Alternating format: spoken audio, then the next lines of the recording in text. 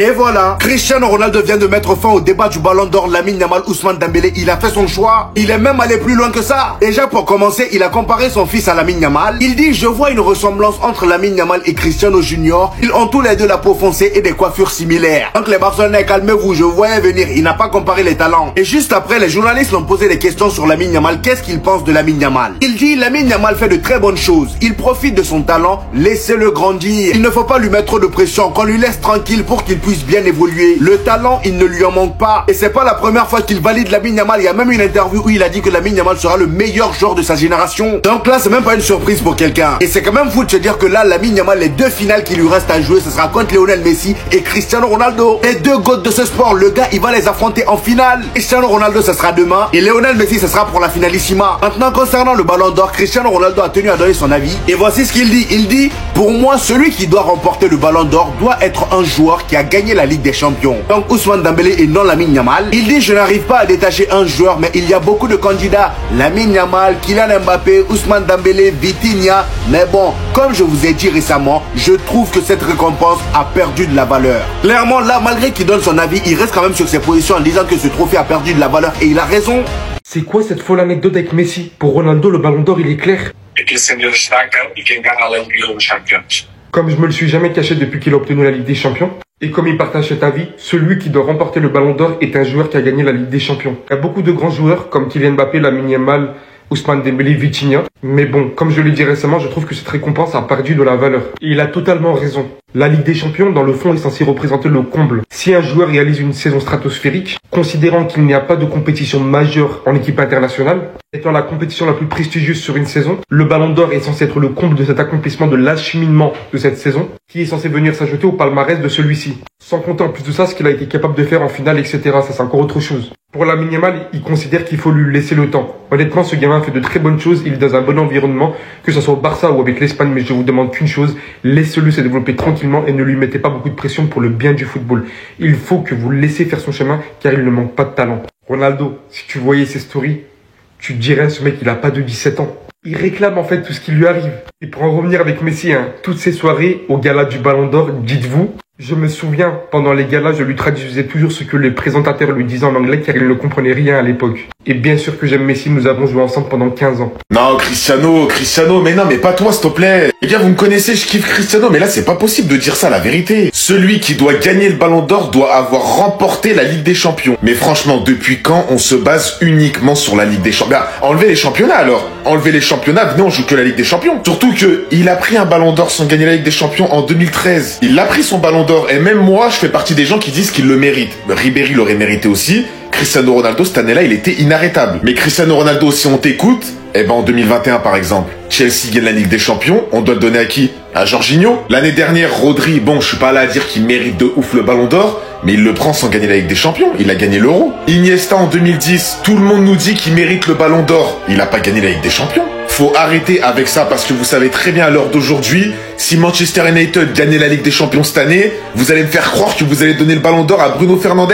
Si Lyon gagne la Ligue des Champions, vous allez donner le Ballon d'Or à Lacazette. Arrêtez les gars cette hypocrisie avec la Ligue des Champions. Le Ballon d'Or c'est le meilleur joueur du monde, le meilleur joueur de l'année, le meilleur joueur de la saison. Tu fais un mix de tout, statistiques, palmarès, individuellement, collectivement, fair play, tu fais un mix de tout et ça donne le meilleur joueur. Voilà pourquoi en ce moment, il y a une propagande sur Dembélé et sur Lamine Yamal tout simplement. Arrêtez de nous faire croire que parce que tu gagnes la Ligue des Champions, tu mérites obligatoirement le Ballon d'Or. Ça, c'est une connerie. Messi, il a pris combien de Ballons d'Or sans gagner la Ligue des Champions? Tout simplement parce que c'était le meilleur.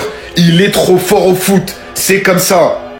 Donc, Cristiano Ronaldo, il vient de dire que celui qui doit gagner le Ballon d'Or doit être celui qui a gagné la Ligue des Champions. Va rendre son Ballon d'Or, s'il te plaît. Non, va rendre son Ballon d'Or. Vite, vite. Va vite, vite rendre son Ballon d'Or, s'il te plaît.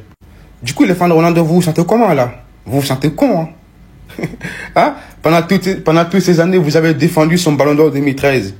Pour qu'au final, lui-même, il vient vous dire que celui qui a gagné le Ballon d'Or doit être celui qui a gagné la Ligue des Champions. Hein, que lui, en 2013, quand il prend le Ballon d'Or à Ribéry, il fait saison blanche. C'est Ribéry qui prend tout. Maintenant, on va rendre son Ballon d'Or.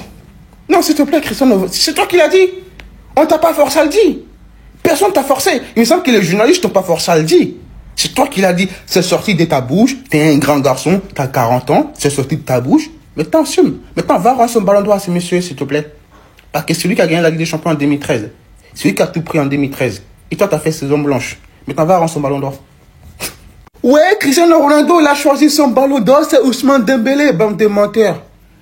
Vous êtes des menteurs, les sites parisiens, là. Vous savez, ils font quoi sur les réseaux?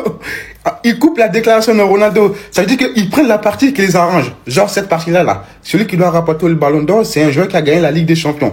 Ils prennent que cette partie-là. Ils vous montrent ça. Mais ils vous montrent pas le reste, là. Montrez toute sa déclaration. Pourquoi vous montrez pas toute sa déclaration? Parce qu'il a dit ça, oui. Mais il a aussi dit, je n'arrive pas à détacher un joueur, mais il y a beaucoup de candidats. Lamine Yamal, Kylian Mbappé, c'est pas il faut quoi là, Ousmane Dembélé et Vitinha, et c'est pas lui aussi il faut quoi là. Et il dit aussi, mais bon, comme je vous l'ai dit récemment, je trouve que cette récompense a perdu de la valeur. Montrez tout ça aussi. Pourquoi vous montrez pas ça les Parisiens?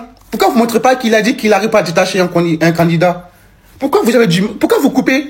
On a Internet nous aussi, hein. On a la Wi-Fi, on a la 5G, voilà. On voit tout nous aussi. Pourquoi vous avez, hein? Vous avez... Et encore une fois, je le dis, je le répète, Ousmane Dembélé mérite, Yamal mérite, mais à mon avis, c'est Yamal qui va prendre, parce que c'est Lamine Yamal, voilà. Donc arrêtez de couper les déclarations et me montrer quelle est la partie qui vous arrange, et ne pas montrer toute sa déclaration, s'il vous plaît. Merci. Ronaldo qui reconnaît Lamine Yamal. Franchement, il a tout dit. Tonton, je suis d'accord avec toi. Ta réponse au journaliste, il faut juste applaudir. Il lui parle directement du Ballon d'Or. Il te dit que pour lui, le Ballon d'Or doit revenir à quelqu'un qui a gagné la Ligue des Champions. Cette année, il n'arrive pas à détacher un joueur, mais il y a beaucoup de candidats. Lamine Yamal, Kylian Mbappé, Ousmane Dembélé, Vitinha. Si on comprend, le Ballon d'Or doit aller à Vitinha ou Dembélé. Le mec qui a gagné tous ses Ballons d'Or grâce aux Ligues des Champions qu'il a gagné. La réponse, elle est pas étonnante venant de Ronaldo. On connaît son passif avec la Ligue des Champions. À chaque fois qu'il prend le Ballon d'Or, il te lâche une masterclass en Ligue des Champions. C'est normal qu'il ait cet avis. On lui parle de Lamine Yamal. Il te dit que ce gamin, il fait de très bonnes choses. Il va surtout te dire, laissez-le se développer tranquillement et ne lui mettez pas de pression. Pour le bien du foot, vous devez le laisser faire son chemin parce qu'il ne manque pas de talent. Merci Ronaldo. Merci de reconnaître que Lamine Yamal est à part. Carrément, Ronaldo, il est en train de te dire que le développement de Lamine Yamal, c'est quelque chose qui va impacter directement le football. Parce que je suis désolé, je peux comprendre que Lamine Yamal n'aura pas le Ballon d'Or cette année. Parce qu'au vu de la saison de Dembélé, c'est celui qui a le plus performé. Mais c'est tous que ce type-là, ça va être le visage du football mondial pendant les 10 prochaines années. C'est sûr. C'est pas pour rien que Ronaldo, il te dit que c'est pour le bien du football que cet homme doit faire son chemin. J'ai tout compris. Vous aurez toujours un problème avec lui. Quoi qu'ils disent, vous allez trouver quelque chose à dire. Mbappé donne son favori pour le Ballon d'Or, mais les gens sont toujours pas contents. Il y a un journaliste qui lui dit, c'est la période pour le Ballon d'Or en ce moment. Et si toi, Kylian Mbappé, tu pouvais voter, est-ce que tu voterais pour Dembélé? Déjà, la question, elle est orientée de malade, mais c'est pas grave. Regardez la réponse d'Mbappé. Il va commencer par lui dire, est-ce qu'il y a débat? Parce qu'aujourd'hui, il est clair que entre Lamine Yamal et Ousmane Dembélé, c'est les deux dont on parle tous les jours, eh bien lui, il choisirait Ousmane Dembélé tous les jours. Ça répond aux gens qui disaient que Mbappé n'était peut-être pas à 100% derrière Dembélé pour le Ballon d'Or parce qu'il n'a pas voulu faire sa conférence de presse avant une demi-finale de Ligue des Nations, qui considérait peut-être qu'il y avait un match à préparer et qu'il fallait pas alimenter les polémiques. Mais c'est pas fini, parce que même avec cette réponse, les gens ils sont pas contents. Mbappé, il va aussi te dire que ça évolue très vite. Les derniers vainqueurs l'ont montré, il y a des joueurs dont on ne parlait pas et qui ont gagné. Le Ballon d'Or c'est en septembre et il se passera beaucoup de choses d'ici là. Ils te disent il pense qu'à sa gueule, il veut parler de la Coupe du Monde des clubs, etc. Mais les gars, c'est factuel. L'année dernière, après la Ligue des Champions, tout le monde disait que Vinicius allait être Ballon d'Or.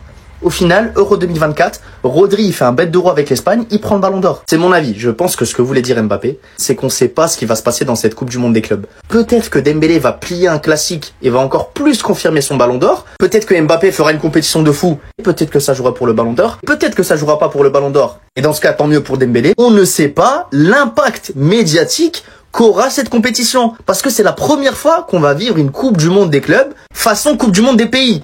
Moi, je pose ça là. Dimanche, on va avoir un classique. Yamal vs Nuno Mendes. Ça parle trop. Ça parle trop et le petit, il va devoir encore montrer que il a pas d'égal. Nuno, tu te rappelles avoir eu du mal contre un Yamal de 16 ans? Rappelle-toi-en. Le petit, il a grandi, hein. Le petit, il est encore plus méchant qu'avant. Et moi, je sais comment ça va se finir. Je sais comment ça va se finir, mais vas-y. Les Parisiens m'ont dit que Nuno Mendes, c'est meilleur latéral du monde actuellement. On va voir. Je lance les hostilités. Le meilleur ailier actuellement contre le meilleur latéral actuellement. Même si ça se tape avec Hakimi, vous avez compris. CR7 vs Yamal, l'enfant terrible contre l'ancien. Une bataille du milieu de terrain. une bataille des côtés, parce que les ailiers latéraux, ça va se blesser mal. Un trophée à aller chercher, parce que oui, si Yamal remporte cette Ligue des Nations, ça va encore faire du bruit, ça va encore faire parler. Moi, je viens juste pour prévenir dès maintenant. Vous continuez à le sous-estimer. Après tout ce qu'il a montré, restez branchés, ça arrive. En fait, il y en a qui ont voulu nous faire croire que Mbappé n'était pas content pour Dembélé et qui n'était pas content pour le PSG pour leur finale de Ligue des Champions. Mbappé a clairement annoncé qu'il voterait pour Dembélé pour le Ballon d'Or. Oui, en ce moment, on parle de qui? Lamine Yamal et Ousmane Dembélé. Moi, je vote pour Ousmane. Et ça, c'est normal. Vous pensiez vraiment qu'en tant que meilleur pote sur le terrain, comme en dehors, Mbappé voterait pas pour Dembélé? Il a aussi marqué le fait qu'il était très content pour le PSG. J'étais content, je pense qu'ils le méritent. Ils ont connu tellement d'années où ils ont galéré et j'ai connu ça. J'ai connu toutes les étapes sauf la victoire. Si on parle du terrain, c'était la meilleure équipe et je pense que tout le monde est d'accord avec ça. Malheureusement pour le frérot Dembélé, le Ballon d'Or va être très compliqué pour lui. En fait, ce que je comprends au final, c'est qu'il y en a, ils ratent pas une seule occasion de niquer l'image de Kylian Mbappé aujourd'hui. Bien sûr qu'il y a un petit goût amer dans la bouche du fait que Paris gagne la Ligue des Champions. Mais les gars, c'est sa ville, il a joué 7 ans là-bas, il a évolué là-bas, donc je pense qu'il est un minimum content pour le PSG. Et de toute façon, comme il le dit, il n'y a aucune amertume. Je pense être arrivé au bout du chemin, donc sans regret, cela devait se faire sans moi.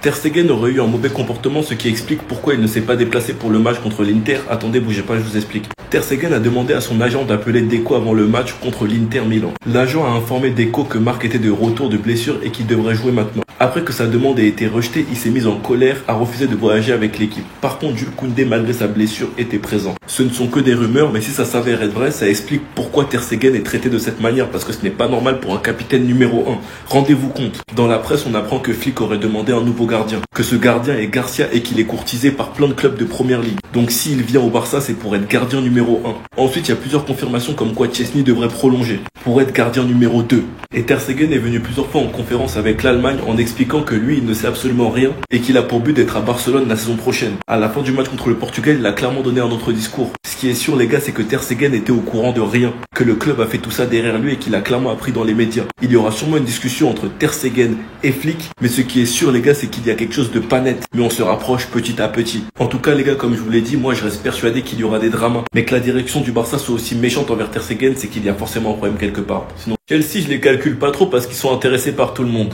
Mais Arsenal font de Nico Williams leur priorité. Et on a entendu parler d'eux depuis très longtemps. Mais en tout cas, Nico Williams se sentirait bien en Espagne et pourrait même peut-être prolonger avec Bilbao. C'est ça le problème des Basques, les gars, c'est qu'ils sont beaucoup trop fidèles. C'est une dinguerie malgré les intérêts des autres gros clubs. Il a joué l'Europa League, ils sont allés en demi. Et il est prêt à aller jouer la LDC l'année prochaine avec Bilbao. Et dans un monde où Arsenal arrive à convaincre Nico Williams de les rejoindre et que Deco, tu nous ramènes Martinelli, mais là, je vais faire 12 000 vidéos pour dire que Deco doit partir du club. 12 000 vidéos. Parce que la piste Diaz, ça a l'air mort. Léo, il y a des sources qui confirment que c'est 70 millions, mais j'y crois pas du tout et je ne vois pas poser 70 millions. Rashford, ce sera vers la fin du mercato car le Barça veut uniquement un prêt et United veut le vendre 50 millions. Donc il reste Lookman qui est une bonne option, Nico Williams et tout ce qui est Martinelli, Coman, tous ces trucs bizarres là. Et je ne changerai absolument jamais d'avis, la meilleure piste c'est monsieur Nico Williams. Quand tu regardes ce qu'il produit en Espagne quand il est entouré de très très bons joueurs, on voit clairement qu'il peut devenir quelqu'un et qu'il a un potentiel de malade. Sachant que même à Bilbao, il est très bon. Sous Flick, accompagné de Pedri,